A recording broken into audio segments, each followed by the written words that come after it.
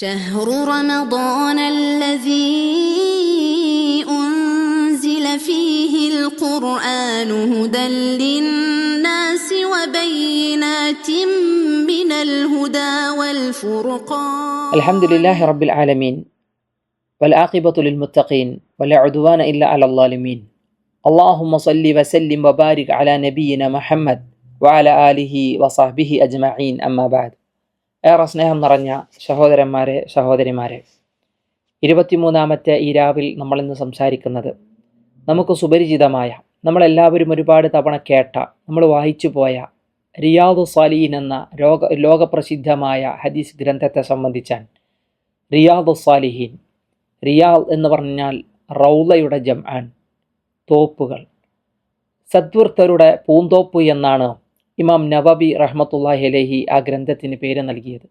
എന്തുകൊണ്ടാണ് ഇമാം നവവി അങ്ങനെ ഒരു ഹദീസ് ഗ്രന്ഥത്തെ രചിച്ചത് എന്നുള്ളതിനെ സംബന്ധിച്ച് നമുക്ക് പറയാം. അതിനു മുമ്പ് അതിൻ്റെ രചയിതാവായ ഇമാം നവവിയെ കേൾക്കാത്തവരായി ആരും ഉണ്ടാവില്ല. ഇമാം നവവി ഷാഫി മദ്ഹബിലെ തന്നെ മഹാപണ്ഡിതന്മാരിൽ ഒരാൾ. പ്രത്യേകിച്ച് ഇമാം ഷാഫിക്ക് ശേഷം ഇസ്ലാമിക ലോകത്ത് ഒരുപാട് സംഭാവനകൾ ഷാഫി മദ്ഹബിലൂടെ ലോകത്തിന് സമ്മാനിച്ച മഹാപണ്ഡിതൻ ഇമാം നവവിയുടെ മുഴുവൻ പേരെന്താൻ? നവവി എന്നുള്ളത് നവ എന്ന് പറയുന്ന സ്ഥലത്തേക്ക് ചേർത്ത് പറയുന്നത് കൊണ്ടാണ്. എന്നാൽ അദ്ദേഹത്തിൻ്റെ പേര് അൽ ഇമാം, അൽ ഹാഫിദ്, അൽ ഫഖീഹ് അബൂ സക്കരിയ യഹ്യ ബിൻ ഷറഫ് അൻ നവവി റഹ്മത്തുള്ളാഹി അലൈഹി. അദ്ദേഹത്തിൻ്റെ മുഴുവൻ പേരതാണ്. നവ എന്നുള്ളത് ഡമസ്കസിലെ, ഇന്നത്തെ സിറിയയിലെ ഒരു സ്ഥലത്തിൻ്റെ പേരാണ്. അതിലേക്ക് ചേർത്തിട്ടാണ് അൻ നവവി എന്ന പേര് അദ്ദേഹം സ്വീകരിച്ചത്. അദ്ദേഹം മുഹയുദ്ദീൻ എന്ന പേരിൽ അറിയപ്പെട്ടിട്ടുണ്ട്, ഷെയ്ഖുൽ ഇസ്ലാം എന്ന പേരിൽ അറിയപ്പെട്ടിട്ടുണ്ട്. പല നാമങ്ങളിലും അദ്ദേഹം എന്ത് ചെയ്തിട്ടുണ്ട്, അറിയപ്പെട്ടതായി നമുക്ക് കാണാൻ കഴിയും. ഒരുപാട് ഗ്രന്ഥങ്ങൾ അദ്ദേഹം രചിച്ചു. ഇമാം നവവി ഹിജറ 631 ഒരു മുഹറം മാസത്തിൽ ജനിച്ചു എന്നാണ് ചരിത്രകാരന്മാർ പറഞ്ഞത്. ചെറിയ കുട്ടികളാകുമ്പോൾ പൊതുവെ കളിക്കാനൊക്കെ നല്ല താല്പര്യം വരും. പക്ഷെ അദ്ദേഹത്തിൻ്റെ കൂട്ടുകാർ കളിക്കാൻ വിളിക്കുമ്പോൾ അദ്ദേഹം കരഞ്ഞുകൊണ്ട് പഠനത്തിലേക്ക്, പള്ളികളിലേക്ക് അദ്ദേഹം പോകാറുണ്ടായിരുന്നുവെന്നാണ് അദ്ദേഹത്തിൻ്റെ ചരിത്രം പറയുമ്പോൾ നമുക്ക് കൗതുകം തോന്നുന്ന ഒരു വരികളായി വായിച്ചെടുക്കാൻ കഴിയുന്നത്. വിജ്ഞാന സദസ്സുകളോട് വല്ലാതെ താല്പര്യമുള്ള ആൾ, അറിവിനോട് വല്ലാതെ ഇഷ്ടമുള്ള ആൾ. പിതാവിൻ്റെ തണലിൽ അദ്ദേഹം വളർന്നപ്പോൾ അറിവ് നുകർന്നുകൊണ്ടാണ് അദ്ദേഹം എന്ത് ചെയ്തത്, പഠിച്ചു തുടങ്ങിയത് എന്ന്.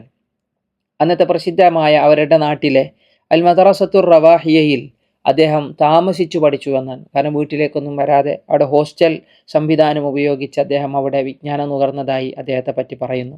ഒരു ദിവസം 12ഓളം ഹൽക്കകളിൽ, 12ഓളം ഹദീസ് സദസ്സുകളിൽ അല്ലെങ്കിൽ മറ്റു വിജ്ഞാന സദസ്സുകളിൽ അദ്ദേഹം എന്ത് ചെയ്യാറുണ്ടായിരുന്നു, ഒരു ദിവസം ചെലവഴിക്കുന്ന 1-2 ഹദീസ് ക്ലാസ് അല്ല, അല്ലെങ്കിൽ 1-2 വിജ്ഞാന ക്ലാസ്സുകളല്ല, 12ഓളം വിജ്ഞാന ക്ലാസ്സുകൾ ഒരു ദിവസം അദ്ദേഹം ഉപയോഗപ്പെടുത്താറുണ്ടായിരുന്നു എന്ന് പറയുമ്പോൾ അദ്ദേഹത്തിൻ്റെ ത്വര, ആവേശം, അതിനോടുള്ള ഇഷ്ടം അതിൽ നിന്ന് വ്യക്തമാണ്.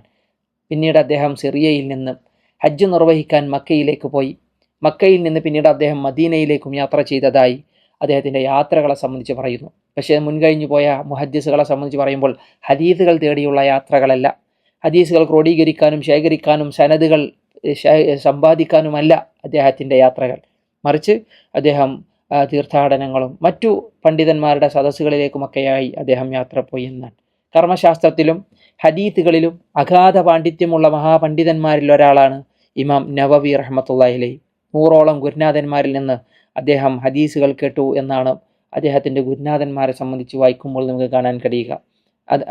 ഇസ്ഹാഖ് ബിൻ അഹമ്മദ് അൽ മഗ്രിബിയെ പോലെ, അബു ഇബ്രാഹിം ഇസ്ഹാഖ് ബിൻ അഹമ്മദ് അൽ അസാദിയെ പോലെ, അബുൽ ഹസൻ ഇബ്നു അബി ഷൈബ എന്നാണ് നമ്മളെ മുഹദ്ദിസായ ഇബ്നു അബി ഷൈബ അല്ല, അത് അബൂബക്കർ ബിൻ അബി ഷൈബയാണ്. ഇത് ഷാഫി മദ്ഹബിൽ അറിയപ്പെട്ട ഒരു പണ്ഡിതനാണ്. അബുൽ ഹസൻ ഇബ്നു അബി ഷൈബ, അബു ഇസ്ഹാഖ് ഇബ്രാഹിം ഇബ്നു ഈസ റഹിമഹുമുള്ള, ഇവരൊക്കെ അദ്ദേഹത്തിൻ്റെ ഗുരുനാഥന്മാരാണ്. ഇമാം നവവിക്ക് ഒരുപാട് ശിഷ്യഗണങ്ങളെയും കാണാം. ഷാഫി മദ്ഹബിലെ പല പ്രധാനികളുടെ പേരും ഇമാം നവവിയുടെ വിദ്യാർത്ഥികളുടെ കൂട്ടങ്ങളിൽ നമുക്ക് വായിച്ചെടുക്കാനാകും. ഇബ്നുൽ അത്താറിനെ പോലുള്ള മഹാപണ്ഡിതൻ. ഇബ്നുൽ അത്താർ ഇമാം ഷാഫിൻ്റെ പ്രധാന ശിഷ്യനായിരുന്നു. അതുപോലെ തന്നെ അബുൽ അബ്ബാസ് ബിൻ ഫറഹ് ഒക്കെ അദ്ദേഹത്തിൻ്റെ ശിഷ്യന്മാരിൽപ്പെട്ട ആളാണ്. ഇമാം നവവി ഹദീസ് പഠനത്തിനും കർമ്മശാസ്ത്ര ഗവേഷണങ്ങൾക്കും വേണ്ടി ഒരു ആയുസ് മുഴുവൻ ചെലവഴിച്ച ആളാണ്.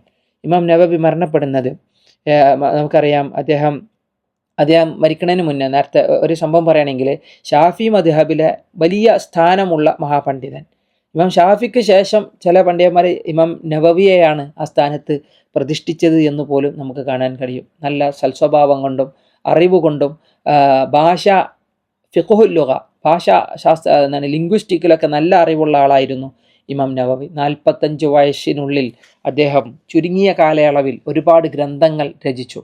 അതിലേറ്റവും പ്രസിദ്ധമാണ് അദ്ദേഹത്തിൻ്റെ സ്വഹീഹ് മുസ്ലിമിന് വേണ്ടി എഴുതിയ ഷർഹ്. സ്വഹീഹ് മുസ്ലിം, ഇമാം മുസ്ലിമിൻ്റെ സ്വഹീഹിന് ഷർഹ് എഴുതി, വിശദീകരണം എഴുതി. അൽ മിൻഹാജ് എന്നാണ് ആ ഗ്രന്ഥത്തിൻ്റെ പേര്. ഷർഹ് മുസ്ലിം എന്ന പേരിൽ അറിയപ്പെട്ടു. ഷർഹ് മുസ്ലിം ലിൻ നവവി എന്നൊക്കെ നമ്മൾ വായിച്ചു പോയതുണ്ടാവും ചിലപ്പോൾ. അതുപോലെ തന്നെ അൽ മിൻഹാജ് പോലെ മിൻഹാജു ത്വാലിബീൻ എന്നൊരു കർമ്മശാസ്ത്ര ഗ്രന്ഥം എഴുതിയിട്ടുണ്ട്.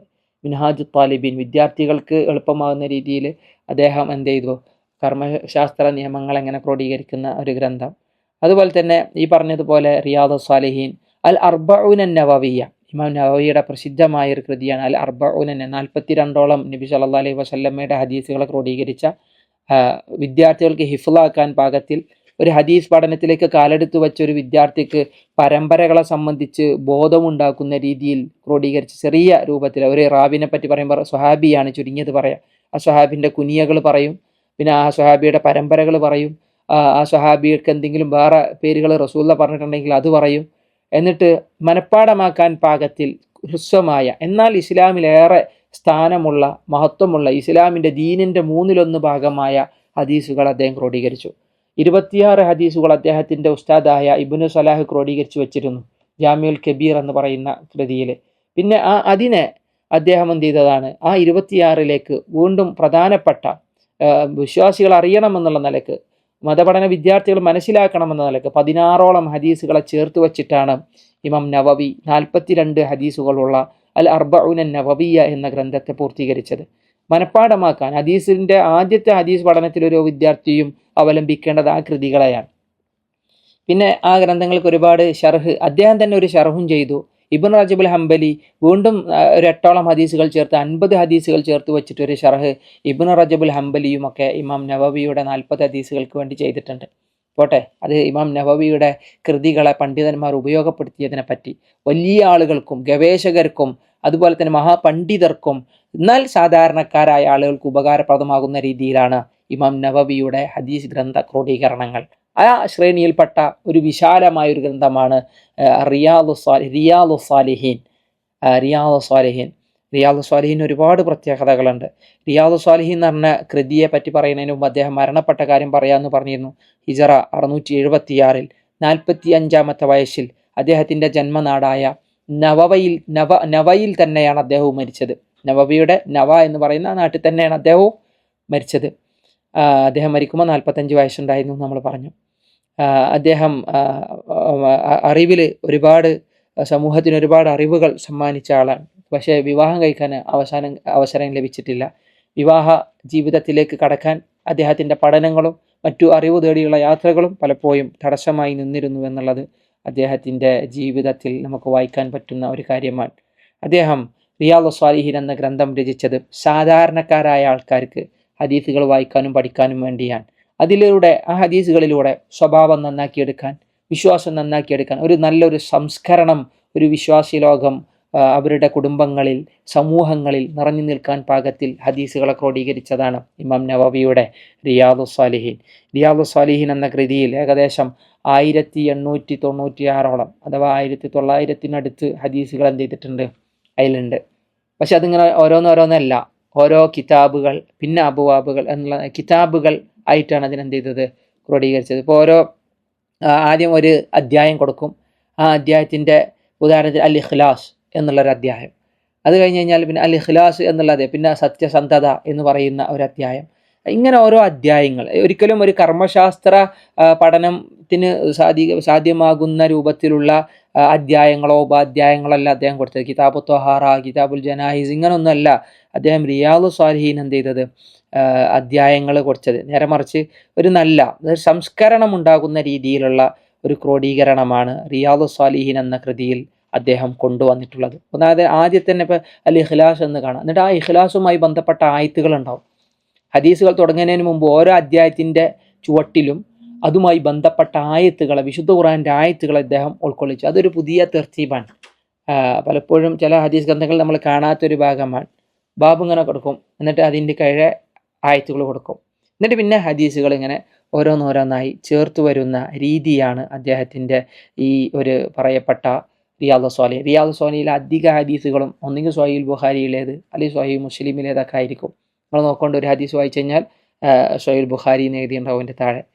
അങ്ങനെ അതിൽ നിന്ന് അഥവാ സ്വഹീഹായ ഹദീസുകളെ പലപ്പോഴും സ്വഹീഹുൽ ബുഖാരിയിൽ നിന്നും മുസ്ലിമിൽ നിന്നുമുള്ള ഹദീസുകളെ ഈ ഒരു രീതിയിൽ ക്രോഡീകരിച്ച ഗ്രന്ഥമാണ് റിയാദുസ് സ്വാലിഹീൻ.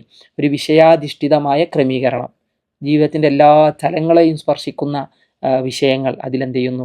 19ഓളം പ്രധാന ഭാഗങ്ങളാണ്, 19 കിതാബുകളുണ്ടാവും. ഈ 19 കിതാബിൽ 300-ലേറെ ബാബുകൾ എന്ത് ചെയ്തു അദ്ദേഹം, ഉപാധ്യായങ്ങൾ അദ്ദേഹം കൊണ്ടുവന്നു. അതുകൊണ്ട് തന്നെ ഖുർആൻ സൂക്തങ്ങൾ ഓരോ കിതാബിലും ഓരോ അധ്യായം തുടങ്ങുമ്പോഴും ഖുർആൻ്റെ ആയത്തുകൾ കാണാൻ കഴിയുമെന്ന് നമ്മൾ പറഞ്ഞു. വളരെ ലളിതമായ ഒരു ശൈലിയാണ് സ്വീകരിച്ചത്. സാധാരണക്കാർക്ക് വായിച്ചാൽ മനസ്സിലാകുന്ന രീതിയെ അറബി പിന്നെ അതിൻ്റെ വായിച്ചാൽ മനസ്സിലാവുന്ന ഉദ്ദേശിച്ചാൽ ഇന്ന് നമുക്കതിൻ്റെ ട്രാൻസ്ലേഷനൊക്കെ കിട്ടും. ഒരുപാട് മലയാളത്തിൽ മഹാപണ്ഡിതന്മാർ എന്ത് ചെയ്തിട്ടുണ്ട്, നമുക്കറിയുന്ന പല ഉസ്താദുമാരും അതിൻ്റെ ഷർഹ് ചെയ്തത്, അതുപോലെ തന്നെ അതിൻ്റെ തർജ്ജമ വിവരണത്തിനപ്പുറത്ത് അതിൻ്റെ വിവർത്തനം ചെയ്ത കൃതികളൊക്കെ ഇന്ന് നമുക്ക് വായിക്കുന്നവരാണ് നമ്മൾ ഓരോരുത്തരും. അപ്പോൾ തന്നെ മനസ്സിലാകും അത് എത്രമാത്രം ലളിതമാണ് എന്നുള്ളത്. വല്ലാതെ വിശദീകരിക്കുന്നില്ല. ഇമാം നവവിയെ സംബന്ധിച്ചും അദ്ദേഹത്തിൻ്റെ റിയാദുസ് സ്വാലിഹീൻ എന്ന ആ ഒരു കൃതിയെ സംബന്ധിച്ചും നമ്മൾ പറഞ്ഞു. ആദ്യത്തെ ഭാഗം അൽ ഇഖ്ലാസ് എന്നാണ്, പിന്നെ തൗബ എന്നുള്ള രീതിയിലാണ് പോയത്. ഭക്ഷണ രീതികൾ, വസ്ത്രധാരണ രീതികൾ, പള്ളിയിലുള്ള മര്യാദകൾ, ഇങ്ങനെ ഓരോ മര്യാദകളെ, അദബുകളെ ആ കൃതിയിൽ എന്ത് ചെയ്യുന്നു പറയുന്നു. നമസ്കാരങ്ങളെ സംബന്ധിച്ച്, ആരാധനകളെ സംബന്ധിച്ച് അതിൽ പ്രതിപാദിക്കുന്നു. അവസാനം അള്ളാഹുവിനെ സംബന്ധിച്ചുള്ള ദിക്റുകൾ സംബന്ധിച്ചുള്ള പരാമർശങ്ങളുള്ള ഹദീസുകളാണ് അദ്ദേഹം ക്രോഡീകരിച്ചത്. മനസ്സിനെങ്ങനെ കഴുകിയെടുക്കുന്ന ഒരു രീതി, അള്ളാഹുവിലേക്ക് അടുപ്പിക്കുന്ന ഒരു രീതി, ആ രീതിയാണ് ഇമാം നവവിയുടെ റിയാദുസ് സ്വാലിഹീനുള്ളത്. റിയാദുസ് സ്വാലിഹീനെ ഷർഹ് ചെയ്ത് ഒരുപാട് പണ്ഡിതന്മാരെ കാണാം. ഷെയ്ഖ് ഇബ്നു ഉസൈമീൻ റഹ്മത്തുള്ളാഹി അലൈഹിയൊക്കെ റിയാദുസ് സ്വാലിഹീൻ ഷർഹ് ചെയ്തതായി. എന്നാൽ അദ്ദേഹത്തിൻ്റെ കൃതികളായി എഴുതി വെക്കപ്പെട്ട അതിൻ്റെ ഷർഹായ ഗ്രന്ഥങ്ങളായി ഒക്കെ ഇന്ന് നമുക്ക് കാണാൻ കഴിയും. അതിലൂടെയൊക്കെ ഒന്ന് കടന്നു പോകുക. റിയാദുസ് സ്വാലിഹീനിൽ നിന്ന് നമ്മളിന്ന് വായിക്കുന്നത് മഹാനായ സ്വഹാബി ബറാ ഇബ്നു ആസിബ് റളിയല്ലാഹു അൻഹുവിൻ്റെ ഒരു ഹദീസാണ്. ബറാ ഇബ്നു ആസിബ് റളിയല്ലാഹു അൻഹു ആരാണ് എന്ന് നമുക്ക് പറയാം. അതിനു മുന്നേ അദ്ദേഹം റിവായത്ത് ചെയ്ത ഹദീസിനെ വായിക്കാം. ഇമാം നവവി റഹ്മത്തുള്ളാഹി അലൈഹി പറയുന്നു, അനിൽ ബറാ ഇബ്നു ആസിബിൻ റളിയല്ലാഹു അൻഹുമാ ഖാൽ, ഇവിടെ ബറാവും അദ്ദേഹത്തിൻ്റെ പിതാവ് ആസിബും സഹാബിയാണ് എന്ന് സൂചിപ്പിക്കാൻ. വാപ്പയും സഹാബിയാണ് അല്ലേ, അതുപോലെ തന്നെ ഇദ്ദേഹവും ബറാവും സഹാബിയാണ് റളിയല്ലാഹു അൻഹുമ. അദ്ദേഹം പറഞ്ഞു, അമറന റസൂലുള്ളാഹി സ്വല്ലല്ലാഹു അലൈഹി വസല്ലം ബിസബഇൻ, നബി സല്ലല്ലാഹു അലൈഹി വസല്ലം 7 കാര്യം കൊണ്ട് നമ്മെ കൽപ്പിച്ചു എന്ന് വേണമെങ്കിൽ പറയാം. ഞങ്ങളോട് പറഞ്ഞു പറഞ്ഞാൽ, ഞങ്ങൾക്ക് കൽപ്പന നൽകി പറഞ്ഞാൽ നമുക്ക് അള്ളാഹിൻ്റെ റസൂൽ നൽകിയ കൽപ്പനയാണ്. ഒന്ന്, ബിഇയാദത്തിൽ മരീദ്, രോഗിയെ സന്ദർശിക്കാനുള്ള കൽപ്പന. കൂട്ടത്തിൽ മുഅ്മിനീങ്ങൾ ആരെങ്കിലും ഒരാൾ രോഗിയായി കടന്നു കഴിഞ്ഞാൽ പോയി അന്വേഷിക്കണം അല്ലേ, സന്ദർശിക്കണം. അത് റസൂലുള്ളാഹി സ്വല്ലല്ലാഹു അലൈഹി വസല്ലമയുടെ കൽപ്പനയെ മാനിക്കലാണ്, ബഹുമാനിക്കലാണ്. വിശദീകരിക്കാം. 2, ഇത്തിബാഇ അൽ ജനായിസ്, മരണപ്പെട്ടവൻ്റെ ജനാസയെ അനുഗമിക്കണമെന്നാണ്. ജനാസസ്കരിക്കുക, മയ്യത്തിനെ മറമാടുന്നത് വരെ അവിടെ നിലകൊള്ളുക. 3-ാമത്തേത് തശ്മീത്തിൽ ആതിസ്, ഒരാൾ തുമ്മിയാൽ യർഹമുക്കല്ലാ എന്ന് പറയണം. അയാൾ അൽഹംദുലില്ലാ എന്ന് പറഞ്ഞാൽ തിരിച്ച് യർഹമുക്കല്ലാ എന്ന് പറയണം. 4-ാമത്തെ കാര്യം വനസിറുൽ ലഈഫ്, ദുർബലനായി നിൽക്കുന്ന ആളെ സഹായിക്കണം. പല പ്രയാസങ്ങൾ കൊണ്ട് ബുദ്ധിമുട്ടുന്നവരുണ്ടാവും, സാമ്പത്തികമായി, ശാരീരികമായി, ഇനി അതല്ലെങ്കിൽ മറ്റു രീതിയിലൊക്കെ ബുദ്ധിമുട്ടുകൾ അനുഭവിക്കുന്നവർ, ആ ദുർബലരെ സഹായിക്കാൻ അള്ളാഹുവിൻ്റെ റസൂലിൻ്റെ കൽപ്പനയാണ്. പിന്നെ 5-ാമത്തെ കാര്യം വഔനിൽ മദ്ലൂം, ആക്രമിക്കപ്പെട്ടവനെ സഹായിക്കണം. ഒരാളെങ്ങനെ ദ്രോഹിക്കുകയാണെങ്കിൽ ആ ദ്രോഹിക്കപ്പെടുന്ന ഒരാളുണ്ടാവും, അയാളെ സഹായിക്കുക. പല രീതിയിലുള്ള ദ്രോഹങ്ങളാണ് ആൾക്കാരെ ഏൽപ്പിക്കുന്നത്. അതിലൊരാൾ ഇങ്ങനെ ഞെരിപിരി കൊള്ളുകയാണെങ്കിൽ, പ്രയാസപ്പെടുകയാണെങ്കിൽ അയാളെ സഹായിക്കാൻ വേണ്ടി കാലെടുത്ത് വെക്കുന്നത് നബിയുടെ കൽപ്പനയെ മാനിക്കലാണ്. 6-ാമത്തെ കാര്യം ഇഫ്ഷാ ഇസ്സലാം, സലാമിനെ വ്യാപിപ്പിക്കണം അല്ലെ, സലാം പറയണം. സലാം പറയണം എന്നല്ലല്ലോ, ഇഫ്ഷാ അതിനെ പരമാവധി വ്യാപിപ്പിക്കാനാണ് റസൂലുള്ളാഹി സ്വല്ലല്ലാഹു അലൈഹി വസല്ലമയുടെ കൽപ്പന. ഇബ്റാറിൽ മുഖ്സിം, അതുപോലെ തന്നെ റസൂലുള്ളാഹി സ്വല്ലല്ലാഹു അലൈഹി വസല്ലമ പറഞ്ഞ 7-ാമത്തെ കാര്യം സത്യം ചെയ്തവൻ്റെ സത്യം പൂർത്തീകരിക്കാനുള്ള സഹായം ചെയ്യണം, അതിനുള്ള സൗകര്യം ചെയ്തു കൊടുക്കും. ചില ആൾക്കാർ ചില കാര്യം ചെയ്യുമെന്ന് പറഞ്ഞ് സത്യം ചെയ്യും, പിന്നെ ആ സത്യം ചെയ്ത കാര്യം അയാൾക്ക് നിറവേറ്റാൻ പറ്റാതെ ബുദ്ധിമുട്ടുകയാണെങ്കിൽ അങ്ങനത്തെ ആ സത്യം പൂർത്തീകരിക്കാനുള്ള സഹായം അത് നിറവേറ്റി കൊടുത്ത് അവനെ സഹായിക്കുക, അല്ലെങ്കിൽ അയാൾക്ക് വേണ്ടി സത്യത്തെ നിറവേറ്റി കൊടുക്കുക എന്ന് നബി സല്ലല്ലാഹു അലൈഹി വസല്ലം പറഞ്ഞ 7ാമത്തെ കാര്യം. ഈ 7 കാര്യങ്ങളെ വിശദീകരിക്കുന്നതിന് മുമ്പ് ആരാണ് ബറാ ഇബ്നു ആസിബ് റളിയല്ലാഹു അൻഹു എന്ന് നമുക്കൊന്ന് ചെറിയ രൂപത്തിൽ ഒന്ന് പറഞ്ഞു പോകാം. ബറാ റളിയല്ലാഹു അൻഹു അദ്ദേഹം ജനിച്ചത് മദീനയിലാണ്. നബി സല്ലല്ലാഹു അലൈഹി വസല്ലമയുടെ ഹിജറയുടെ 10 വർഷം മുന്നേ, അഥവാ നബി ഹിജറ വരുമ്പോൾ ഇയാൾക്ക് 10 വയസ്സുള്ളത്. ഈ സ്വഹാബിക്ക് 10 വയസ്സുള്ള ഒരു ചെറിയ കുട്ടിയാണ്. ഉഹദ് യുദ്ധത്തിലും ബദർ യുദ്ധത്തിലും അദ്ദേഹം പങ്കെടുക്കാൻ വേണ്ടി റസൂലുള്ളാഹി സ്വല്ലല്ലാഹു അലൈഹി വസല്ലമയുടെ അനുവാദം തേടിയപ്പോൾ റസൂലുള്ളാഹി അനുവാദം കൊടുത്തില്ല. കാരണം പ്രായം എത്തിയിട്ടില്ല. ചില സ്വഹാബിമാരെ പറ്റി നമ്മൾ പറഞ്ഞില്ലേ, അതുകൊണ്ട് റസൂലുള്ളാഹി എന്ത് ചെയ്തിട്ടില്ല, അനുവാദം കൊടുത്തതായിട്ട് കാണാൻ കഴിയുന്നില്ല. പക്ഷെ പിന്നീട് അങ്ങോട്ട് ഒരു യുദ്ധങ്ങളിലെ നിറസാന്നിധ്യമാണ് ബറാ എന്നാണ്. ബറാ റളിയല്ലാഹു അൻഹു ഭയങ്കര ധീരനാണ്, ഭയങ്കര യുദ്ധപാഠവുമുള്ള ഒരാളാണ്. യുദ്ധരംഗത്ത് ചില എക്സ്പേർട്ടായ കുറച്ച് ആൾക്കാരുണ്ട്, ഈ ഖാലിദ് ഇബ്നു വലീദിനൊക്കെ പോലെ. അതേപോലെ ഒരാളാണ് ബറാ ഇബ്നു ആസിബ്. പക്ഷേ വലിയ യുദ്ധ തലവനായി നിലകൊണ്ട്, സൈന്യാധിപനായി നിലകൊണ്ടില്ലെങ്കിലും പല യുദ്ധങ്ങളിലും അദ്ദേഹത്തിൻ്റെ ധീരതയെ സംബന്ധിച്ച് എന്ത് ചെയ്തിട്ടുണ്ട്, ചരിത്രകാരന്മാർ പറഞ്ഞു പോവാറുണ്ട്. മദീനയിലെ ഔസ് ഗോത്രത്തിലാണ് ഇദ്ദേഹം വളർന്നത്. ഔസും ഖസറജും നമുക്കറിയാം. ഗൗസ് ഗോത്രത്തിലെ ഹാരിസ എന്ന് പറയുന്ന കുടുംബത്തിൽ അദ്ദേഹം ജനിച്ചു വളർന്നു. പിന്നീട് മദീനയിൽ ഇസ്ലാം അങ്ങ് പ്രചരിച്ചപ്പോൾ ആദ്യ കാലഘട്ടങ്ങളിൽ ഇസ്ലാമിനെ സ്വീകരിച്ചവനാണ് അദ്ദേഹത്തിൻ്റെ പിതാവായ ആസിബ് റളിയല്ലാഹു അൻഹു. പിന്നെ അദ്ദേഹവും മകനും വാപ്പയോടൊപ്പം ഇസ്ലാം മതം സ്വീകരിച്ചു എന്നുള്ളത് നമുക്ക് കാണാൻ കഴിയും. നല്ല നബി സല്ലല്ലാഹു അലൈഹി വസല്ലമയെ ശരിക്കും ഇങ്ങനെ ഒപ്പിയെടുത്ത ഹദീസുകൾ, നബിയുടെ രൂപം, നബിയുടെ നടത്തം, നബിയുടെ ജീവിത രീതികൾ, നബിയുടെ സംസാര ശൈലികൾ, നബി ഉടുത്ത വസ്ത്രം, ഇതിനെയൊക്കെ വളരെ കൃത്യമായി പഠിപ്പിച്ചു തന്നൊരു സ്വഹാബി ബറാ ഇബ്നു ആസിബാണ്.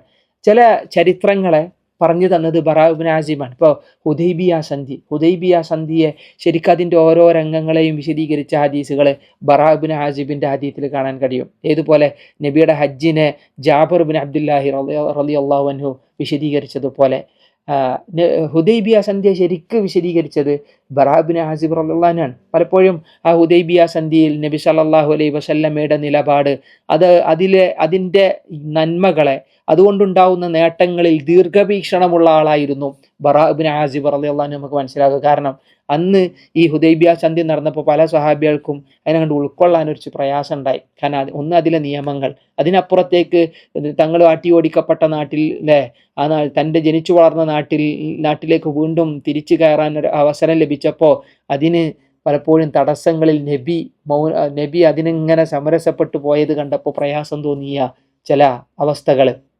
പക്ഷെ ആ സമയത്തും ബറാ ഇബ്നു ആസിബ് റളിയല്ലാഹു അൻഹു പറഞ്ഞു, നിങ്ങൾക്ക് ഹുദൈബിയ ചിലപ്പോൾ സങ്കടകരമായ ചരിത്രമാകാം, എന്നാൽ ഞങ്ങൾക്കതൊരു ഫത്ഹാണ്, ഒരു വിജയമാണ്, ഒരു തുറവിയാണ് എന്ന് അദ്ദേഹം മനസ്സിലാക്കിയെന്നാൽ. കാരണം നബിയുടെ ആ ഇടപെടലുകളിൽ ഖൈറുണ്ടാകുമെന്ന് തിരിച്ചറിവാണ് ബറാ ഇബ്നു ആസിബിനെ അങ്ങനെ പറയാൻ പ്രേരിപ്പിച്ചത് എന്ന് കാണാൻ കഴിയും. നബി സല്ലല്ലാഹു അലൈഹി വസല്ലമയുടെ ഓരോ സംഭവങ്ങളെയും അദ്ദേഹം എടുത്തുദ്ധരിക്കുമെന്ന് മാത്രമല്ല, നബിയിൽ നിന്നുള്ള ഒരുപാട് പ്രാർത്ഥനകളെ ബറാ ഇബ്നു ആസിബ് റളിയല്ലാഹു അൻഹു നമുക്ക് പറഞ്ഞു. പ്രത്യേകിച്ച് നമ്മൾ ഉറങ്ങാൻ കിടക്കുമ്പോൾ പ്രാർത്ഥിക്കൂലേ, അല്ലാഹുമ്മ അസ്ലംതു നഫ്സി ഇലൈക വഅൽജഅതു ളഹ്രി ഇലൈക വഫവ്വൽതു അംരി ഇലൈക റഗ്ബതൻ വറഹ്ബതൻ മിൻക ലാ മൽജാ വലാ മൻജാ മിൻക ഇല്ലാ ഇലൈക ആമൻതു ബികിതാബിക അല്ലദി അൻസൽത വബിനബിയിക അല്ലദി അർസൽത. ഈ പ്രാർത്ഥന പഠിപ്പിച്ചത് ബറാ ഇബ്നു ആസിബ് റളിയല്ലാഹു അൻഹു ആണ്. ഇതുപോലെ വേറെയും കുറേ കാര്യങ്ങൾ, സലാം പറയണം എന്ന് പഠിപ്പിക്കുന്ന ചില ഹദീസുകൾ, അത് ഈ സ്വഹാബിയാണ് നമുക്ക് പഠിപ്പിച്ചു തന്നത്. യുദ്ധകളത്തിലെ പല ധീരതകളെയും സംബന്ധിച്ച്, അതിലെ പല അവസ്ഥകളെയും സംബന്ധിച്ച് പരിചയപ്പെടുത്തിയത് ഈ സ്വഹാബിയാണ് എന്നെല്ലാം നമുക്ക് എന്ത് ചെയ്യാൻ പറ്റും, അദ്ദേഹത്തിൻ്റെ ഹദീസുകൾ ഇങ്ങനെ വായിച്ചു പോകുമ്പോൾ നമുക്ക് കാണാൻ കഴിയും. ഏതായാലും കുറേ ഹദീസുകൾ നബിയിൽ നിന്ന് ഇദ്ദേഹം എന്ത് ചെയ്തിട്ടുണ്ട്, മനഃപ്പാടമാക്കി വെച്ചു. 300 ചില്ലാന ഹദീസുകൾ ഇദ്ദേഹം നബിയിൽ നിന്ന് വ്യാപിപ്പിച്ചിട്ടുണ്ട് ലോകത്ത്. ധാരാളം ഹദീസുകൾ റിവായത്ത് ചെയ്യുന്ന ഒരാളുടെ കൂട്ടത്തിൽ നമുക്ക് ബറാഇനെ കാണാം എന്നർത്ഥം.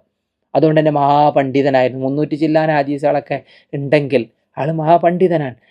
കൂഫയിലേക്കും അതുപോലെ തന്നെ ബഗ്ദാദിലേക്കും ഇദ്ദേഹം ദീന് പഠിപ്പിക്കാൻ വേണ്ടി പോയിരുന്നുവെന്നാണ്. നബി സല്ലല്ലാഹു അലൈഹി വസല്ലമയുടെ കാലശേഷം ഉമർ റളിയല്ലാഹു അൻഹുവിൻ്റെയും അബൂബക്കർ സിദ്ദീഖ് റളിയല്ലാഹു അൻഹുവിൻ്റെയും ഒക്കെ കാലഘട്ടത്തിൽ ദീന് പഠിപ്പിക്കാൻ വേണ്ടി പല രാജ്യങ്ങളിലേക്കും ഇദ്ദേഹം എന്ത് ചെയ്തിട്ടുണ്ട്, പോയിട്ടുണ്ട് എന്നുള്ളതാണ്. പ്രത്യേകിച്ച് യുദ്ധങ്ങളിലും പോയി. പേർഷ്യൻ യുദ്ധം നടക്കുന്ന സമയത്ത് ഇപ്പോൾ നമുക്കറിയാം, ഈ ഏറ്റവും അറിയപ്പെട്ട ഇന്നത്തെ ഇറാനിലെ അറിയപ്പെട്ട ഒരു നാടാണ് തുസ്തർ. ഈ തുസ്തർ വിജയിച്ചടക്കുമ്പോൾ മുസ്ലിമീങ്ങൾക്ക് കുറേ പ്രശ്നങ്ങളുണ്ടായിരുന്നു.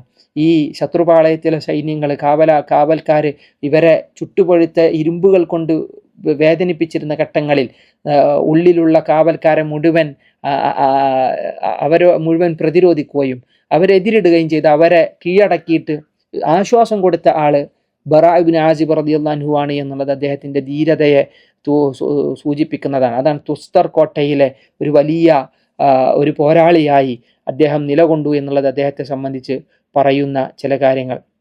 ഏതായാലും ആ കോട്ടക്കുള്ളിലേക്ക് വളരെ രഹസ്യ വഴിയിലൂടെ മുസ്ലിം സൈന്യം അതിലൂടെ എത്താമെന്ന് മുസ്ലിം സൈന്യത്തിന് വിവരമൊക്കെ ലഭിച്ചതിൻ്റെ അടിസ്ഥാനത്തിലാണ് ബറാ ഇബ്നു ആസിബ് റളിയല്ലാഹു അൻഹു ഉൾപ്പെടെയുള്ള ഒരു ചെറിയ സംഘം അത് ആ ഒരു ചെറിയ വഴിയായിട്ട് പോലും ആ രഹസ്യ വഴിയിലൂടെ പോയി പ്രയാസം തീയിൽ ചുട്ടുപഴുത്ത തീയിനാൽ ബുദ്ധിമുട്ടുന്ന ഒരു സമൂഹത്തെ, ഒരു കൂട്ടം സൈന്യത്തെ ഇവർ രക്ഷപ്പെടുത്തിയെടുത്തത് എന്നൊക്കെ, അതിസാഹസികമായി അവർ രക്ഷപ്പെടുത്തിയത് എന്നെല്ലാം അവിടെ നമുക്ക് എന്ത് ചെയ്യാൻ പറ്റും, കാണാൻ കഴിയും. ആ ഒരു ചരിത്ര വായനയ്ക്ക് വേണ്ടി ചെറിയ ഭാഗമൊന്ന് പറഞ്ഞു വെച്ചു എന്ന് മാത്രം. ഏതായാലും ഈ മഹാനായ സ്വഹാബി ബറാ ഇബ്നു ആസിബ് റളിയല്ലാഹു അൻഹു അദ്ദേഹത്തിൻ്റെ ഒരുപാട് ഹദീസ് ഗ്രന്ഥങ്ങളിൽ പലയിടങ്ങളിലും നിറഞ്ഞു നിൽക്കുന്നുണ്ട്, പലയിടങ്ങളിലുണ്ട്.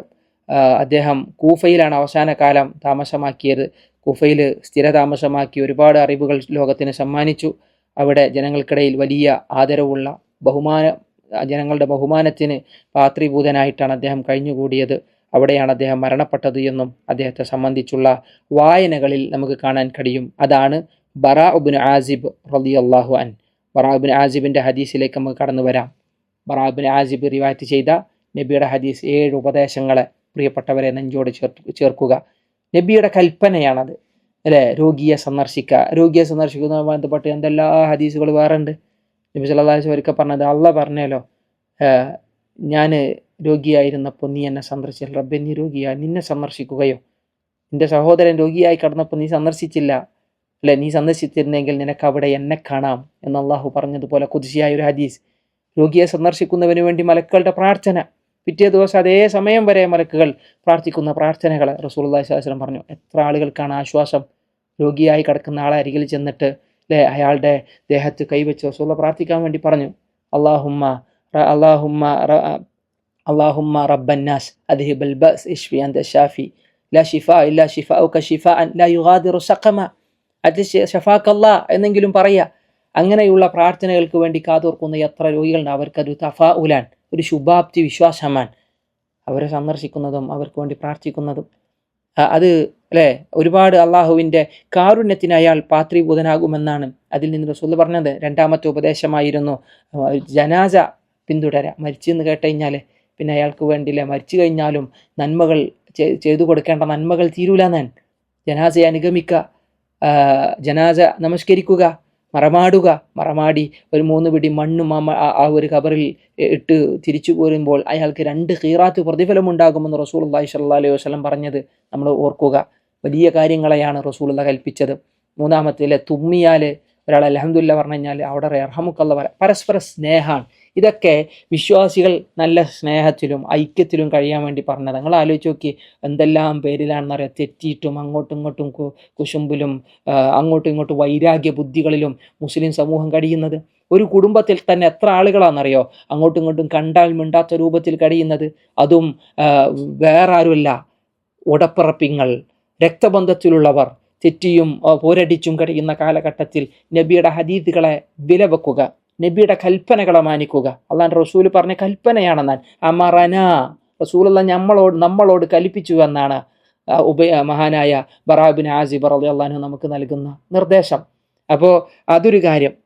തുമ്മിയാൽ അൽഹംദുലില്ലാഹ് എന്ന് പറഞ്ഞു ഇർഹമുക്കല്ലാഹ് എന്ന് പറയുമ്പോൾ അവിടെ സ്നേഹം ഉണ്ടാവും. അയാളോട് ഇർഹമുക്കല്ലാഹ്, അല്ലാഹു കരുണ ചെയ്യട്ടെ, അല്ലെങ്കിൽ ഇങ്ങനെ ദേഷ്യം അല്ലേ, അവനെങ്ങനെയെങ്കിലും ഒന്ന് തകർന്നാൽ മതി എന്ന് തോന്നുക. അതൊക്കെ ഒരു വിശ്വാസിയുടെ മെൻറ്റാലിറ്റി അല്ല. വിശ്വാസിയുടെ ഹൃദയം എപ്പോഴും സ്നേഹത്താൽ നിർഭരമാണ്. മറ്റുള്ളവർക്ക് വേണ്ടി പ്രാർത്ഥിച്ചുകൊണ്ടിരിക്കണം. അല്ലാഹു മഗ്ഫിർലിൽ മുഅ്മിനീന വൽ മുഅ്മിനാത്ത്, അല്ലേ? മുഅ്മിനീങ്ങൾക്ക് വേണ്ടി പ്രാർത്ഥിക്കുന്നവരാകണം. വനസ്റിൽ ദഈഫ്, വളരെ ദുർബലരായ കുറേ ആൾക്കാരുണ്ടാവും, പല കാരണം കൊണ്ട് ദൗർബല്യമുള്ള ആളുകളുണ്ടാവും, അവരെ സഹായിക്കണം. ദുർബലരെ സഹായിക്കൽ നബിയുടെ കൽപ്പനയെ മാനിക്കലാണ്. കുറേ ആൾക്കാരുണ്ട്. ഇപ്പോൾ നബിയുടെ ഹദീസിലൊക്കെ കാണാം, നബി യാത്ര പോകുമ്പോൾ നബി പലപ്പോഴും യാത്രയിൽ ഒപ്പമുള്ള ആളുകളുടെ ഭാണ്ഡം റസൂലുള്ള സ്വദേഹത്ത് തോളത്ത് ചുമക്കാറുണ്ടായിരുന്നുവെന്നാണ്. ചില ആളുകൾ റസൂൽ അതിനായിട്ട് റെഡിയാക്കും അവസാനം വരെ, കാരണം ഇവരുടെയൊക്കെ ബാഗുകളും കാര്യങ്ങളൊക്കെ എടുത്തു കൊണ്ടുപോകാൻ സൗകര്യം ചെയ്തു കൊടുക്കാൻ. ദുർബലരായ ആളുകളെ, അശരണരായ, ചിലപ്പോൾ പ്രായാധിക്യം കൊണ്ട് ദൗർബല്യമുള്ളവരുണ്ടാവും, ചിലപ്പോൾ പ്രായക്കുറവ് കൊണ്ട് ദൗർബല്യമുള്ള കുഞ്ഞു മക്കളുണ്ടാകും, ചിലപ്പോൾ ശാരീരികമായ അസുഖം കൊണ്ട് ദൗർബല്യത നേടുന്നവരുണ്ടാകും, സാമ്പത്തികമായി ദുർബലത നേടുന്ന ആളുകളുണ്ടാകും. പല രീതിയിലുള്ള ദൗർബല്യങ്ങൾ മനുഷ്യൻ, കാരണം ഖുലിഖൽ ഇൻസാനു ദഈഫ, മനുഷ്യരെ അങ്ങോട്ടും ഇങ്ങോട്ടും സഹായിക്കുക എന്ന് പറയുന്നത് തന്നെ വലിയ കാര്യമാണ്. തആവനു അലൽ ബിർരി വത്തഖ്വ വലാ തആവനു അലൽ ഇസ്മി വൽ ഉദ്വാൻ. അള്ളാഹുവിൻ്റെ വാക്കുകളാണ്. നബി അതിനെ വിശദീകരിക്കുകയാണ്. വഅൗനിൽ മദ്ലൂം, ആക്രമിക്കപ്പെട്ടവനെ സഹായിക്കുക. അല്ലെ, പല കോലങ്ങളാൽ ഇന്ന് ആളുകൾ ആക്രമിക്കപ്പെട്ടുകൊണ്ടിരിക്കുക. പല ആളുകളൊന്ന് ദ്രോഹിക്കാൻ പല രൂപത്തിലുള്ള ദ്രോഹങ്ങൾ, ശാരീരികമായി മാത്രമല്ല മാനസികമായി സാമ്പത്തികമായി ഒക്കെ ദ്രോഹിച്ചുകൊണ്ടിരിക്കുന്ന ആളുകളുണ്ടാകും. അവിടെ ദ്രോഹിക്കപ്പെട്ടവനെ സഹായിക്കണം. ദ്രോഹിക്കപ്പെട്ടവൻ്റെ പ്രാർത്ഥനയ്ക്ക് അള്ളാഹു മറയില്ലാതെ സ്വീകരിക്കുമെന്ന് പറഞ്ഞു. ദ്രോഹിക്കപ്പെട്ടവനെ സഹായിക്കുന്ന പറഞ്ഞാൽ മറ്റുള്ളവൻ്റെ ദ്രോഹം അവനിൽ നിന്ന് തടയാനുള്ള ശ്രമം നടത്തുക. അല്ലേ, ദ്രോഹിക്കുന്നവനെയും സഹായിക്കണം എന്നാണ് റസൂൽ ധരിക്കൽ. മദ്ലൂമിനെ മാത്രമല്ല, ലാലിമിനെ, ഒരു ഹദീസിൽ എങ്ങനെ ലാലിമിനെ സഹായിക്കുക. അപ്പോൾ സഹാബി ചോദിക്കുക, അല്ല റസൂലെ, ലാലിമിനെ എങ്ങനെ സഹായിക്കുക? ഇവനെ ആക്രമിച്ചുകൊണ്ടല്ല, ലാലിമിനെ ആ ഉൽമിൽ നിന്ന് പിന്തിരിപ്പിക്കാനുള്ള ശ്രമം നടത്തലാണ് ലാലിമിനെ സഹായിക്കൽ എന്നാണ് അല്ലാണ്ട് റസൂൽ വിശദീകരിച്ചതാണ്. ഇവിടെ മദ്ലൂമിനെ എടുത്തു പറഞ്ഞു. പിന്നെ പറഞ്ഞ കാര്യമാണ് സലാം വ്യാപിപ്പിക്കുക എന്ന് പറഞ്ഞത്. പ്രിയപ്പെട്ടവരെ, സലാം വ്യാപിപ്പിക്കുമ്പോൾ തന്നെ ഉള്ളിലൊരു സ്നേഹം ഉണ്ടാവും, പരസ്പര ഇഷ്ടങ്ങളുണ്ടാവും, പരിചയങ്ങളുണ്ടാവും, സാമൂഹികമായ ചില ബന്ധങ്ങളിൽ ശക്തി ഉണ്ടാകും. ഒരു സമൂഹം നല്ല രൂപത്തിൽ ഉണ്ടാവില്ല. അങ്ങനെ റസൂലുള്ളാഹി പറഞ്ഞു, നിങ്ങളാരും മുഅ്മിനീങ്ങളല്ലാതെ സ്വർഗത്തിൽ പ്രവേശിക്കൂല. ലാ തദ്ഖുലുൽ ജന്നത ഹത്താ തുഅ്മിനു, മുഅ്മിനീങ്ങളാവാതെ സ്വർഗത്തിൽ പോകില്ല. മുഅ്മിനീങ്ങളെ സ്വർഗത്തിൽ പോകുള്ളൂ, അള്ളാഹു ഉൾപ്പെടുത്തുമാറാവട്ടെ. വലാ തുഅ്മിനു ഹത്താ തഹാബ്ബു, അടുത്ത വരി ഗൗരവമുള്ളതാണ്. പരസ്പരം ഇഷ്ടമല്ലാതെ നിങ്ങളാരും മുഅ്മിനീങ്ങളാവില്ല. വിദ്വേഷവും വൈരാഗവും പകയും ഒക്കെ വെച്ച് പുലർത്തുന്നുണ്ടോ, മൂമിനല്ല എന്നാണ്, അവൻ്റെ ഈമാൻ പൂർണ്ണമല്ല എന്നാണ്. വലാ തുഅ്മിനു ഹത്താ തഹാബ്ബു, പരസ്പര സ്നേഹം വേണം. മുഅ്മിനാവാൻ ഇഷ്ടം ഉണ്ടാവണം, സഹകരണം ഉണ്ടാവണം, സ്നേഹം ഉണ്ടാവണം, സൗഹൃദം ഉണ്ടാവണം, അങ്ങോട്ടും ഇങ്ങോട്ടും പ്രാർത്ഥനകൾ ഉണ്ടാവണം. എന്നിട്ട് റസൂൽ ഒരു കാര്യം പറഞ്ഞു, അലാ ഉനബ്ബിഉകും ബിശൈഇൻ ഇദാ ഫഅൽതുമൂഹു തഹാബബ്തും, ഒരു കാര്യം ഞാൻ പറഞ്ഞുതരാം, നിങ്ങളത് ചെയ്ത് കഴിഞ്ഞാൽ നിങ്ങൾ പരസ്പരം ഇഷ്ടമുള്ളവരാകും, സ്നേഹമുള്ളവരാകും. ഏതാണ് ആ കാര്യം? അഫ്ഷു സലാമ ബൈനക്കും, റസൂലുള്ളാഹി പറഞ്ഞു. സലാമിനെ നിങ്ങൾ വ്യാപിപ്പിക്കുക. അല്ലേ, അറിയണോലും അറിയാത്തവരോടും, വലിയവർ ചെറിയവരോടും, അതുപോലെ തന്നെ നടന്നു പോകുന്ന സംഘം ഇരിക്കുന്നവരോടും ഒക്കെ, നിൽക്കുന്നവർ ഇരിക്കുന്നവരോടും ഒക്കെ റസൂലുള്ളാഹി സ്വല്ലല്ലാഹു അലൈഹി വസല്ലം പല മര്യാദകളും പറഞ്ഞു. എങ്ങനെ സലാം പറയണം? ചില ആൾക്കാർക്ക് കൺഫ്യൂഷനാണ്. കൺഫ്യൂഷൻ മാറാൻ വേണ്ടി സലാമിനെ എങ്ങനെ, അതിൻ്റെ അദബുകളെ, മര്യാദ റസൂലുള്ളാഹി പറഞ്ഞു. അസ്സലാമു അലൈക്കും വറഹ്മത്തുള്ളാഹി എന്ന് ചൊല്ലിയാൽ കൂലിയാന്ന് പറഞ്ഞു. വറഹ്മത്തുള്ളാഹി വബറകാതുഹു എന്ന് പറഞ്ഞാൽ 10 കൂടി കൂടുതലാണെന്ന് റസൂലുള്ളാഹി പറഞ്ഞു. വിശദീകരിക്കാൻ അസ്സലാം എന്നുള്ളത് അള്ളാഹുവിൻ്റെ നാമങ്ങളിൽ ഒന്നും കൂടിയാണ്. അതിനെങ്ങനെ ഉയർത്തി നിർത്തണമെന്നും അള്ളാഹുവിൻ്റെ റസൂൽ നമുക്ക് പറഞ്ഞു തന്നു. സലാം അത്രമാത്രം വിശിഷ്ടമാണ്. സമാധാനത്തിൻ്റെ സന്ദേശ കൈമാറ്റങ്ങളാണ്, പ്രാർത്ഥനകളാണ്. അത് അറിയുന്നവരോടും അറിയാത്തവരോടൊക്കെ പറയണമെന്ന് റസൂലുള്ളാഹി സ്വല്ലല്ലാഹു അലൈഹി വസല്ലം പറയുമ്പോൾ അത് നബിയുടെ കൽപ്പനയാണ് എന്ന്. പിന്നെ സത്യത്തിനു വേണ്ടി, സത്യം പൂർത്തീകരിക്കാൻ വേണ്ടി ഒരാളെ ഇബ്റാറുൽ മുഖ്സിം, അക്സമ സത്യം ചെയ്ത് പറഞ്ഞ് ഞാനത് ചെയ്യാം എന്ന് സത്യം ചെയ്ത് പറഞ്ഞ കുറച്ച് ആൾക്കാരുണ്ടാവും. അവരെ സഹായിക്കണം. ചിലപ്പോൾ അവർക്ക് നിറവേറ്റാൻ പറ്റില്ലെങ്കിൽ നമ്മളത് നിറവേറ്റി കൊടുക്കണം അവർക്ക് വേണ്ടി. കാരണം എന്താ, ഒരു ആയത്തുണ്ടല്ലോ, ലാ യുആഖിദുക്കും അല്ലാഹു ബില്ലഗ്വി ഫീ അയ്മാനിക്കും വലാകി യുആഖിദുക്കും ബിമാ അഖദ്തും. അള്ളാഹു സുബ്ഹാനഹു വ തആല വെറുതെ പറയുന്ന കളിസത്യം വെറുതെ അങ്ങനെ ചിലപ്പോൾ സത്യം ചെയ്ത് പറയും, അതിൻ്റെ പേരിൽ അള്ളാഹ് നമ്മളെ പിടികൂടില്ല. പക്ഷേ ചില സംഗതി നമ്മൾ ഉറപ്പിച്ച് പറഞ്ഞ ചില സത്യങ്ങളുണ്ടാകും, അതിൻ്റെ പേരിൽ നമ്മൾ ആ സത്യത്തെ പൂർത്തീകരിച്ചിട്ടില്ലെങ്കിൽ പിന്നെ അവിടെ കഫാറത്താൻ 10 മിസ്കീങ്ങൾക്ക് തിന്നാൻ കൊടുക്കണം. അതല്ലെങ്കിൽ അവർക്ക് അതേപോലുള്ള അവർക്ക് ഭക്ഷണത്തിനപ്പുറത്ത് അവർക്ക് വസ്ത്രം കൊടുക്കണം. ഇനി അതുമല്ലെങ്കിൽ എന്ത് ചെയ്യണം, ഒരു അടിമയെ മോചിപ്പിക്കണം. ഇനി അതിനും സാധിക്കാത്തവന് 3 ദിവസം നോമ്പ് വെൽക്കണം. ഇത് സത്യം ചെയ്തിട്ട് അത് നിറവേറ്റാത്തവൻ്റെ കഫാറത്ത, പ്രായശ്ചിത്തമാണ്. അപ്പം അതിൻ്റെ അവസരം കൊടുക്കാതെ അത് നിറവേറ്റാനുള്ള ശ്രമം ഒരു വിശ്വാസി എന്ന നിലയ്ക്ക് സഹായമായി ചെയ്തു കൊടുക്കണമെന്നാണ് തിരുനബി സല്ലല്ലാഹു അലൈഹി വസല്ലമ നമ്മളെ ഉണർത്തിയത്. ഇത് ഇമാം ബുഖാരിയും ഇമാം മുസ്ലിമും റിവായത്ത് ചെയ്ത അവരുടെ സ്വഹീഹുള്ള ഹദീസാണെങ്കിലും ഇമാം നവവി അദ്ദേഹത്തിൻ്റെ റിയാദുസ് സ്വാലിഹീനിൽ ഒരു സംസ്കരണം എന്നോളം നമ്മളെ പഠിപ്പിക്കുന്ന ഒരു ഹദീസാണ്. അള്ളാഹു അനുഗ്രഹിക്കുമാറാവട്ടെ. വസല്ലല്ലാഹു അലാ നബീന മുഹമ്മദ് വഅലാ ആലിഹി വസഹ്ബിഹി വസല്ലം. അസ്സലാമു അലൈക്കും വറഹ്മത്തുള്ളാഹി വബറകാതുഹു.